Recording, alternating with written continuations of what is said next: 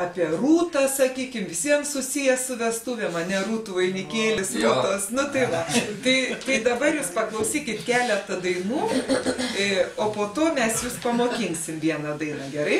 Ir paskui eisim gal į salę ir pašoksim. Dabar gal arbatos negersim, biškį padainuosim vėliau, gerai? Tai va.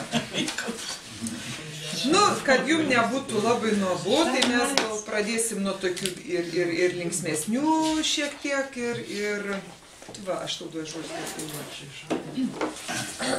Kadgi mes šilų lapelį geltoni tenai vaikštinėja, panela jaunoj, tenai vaikštinėja.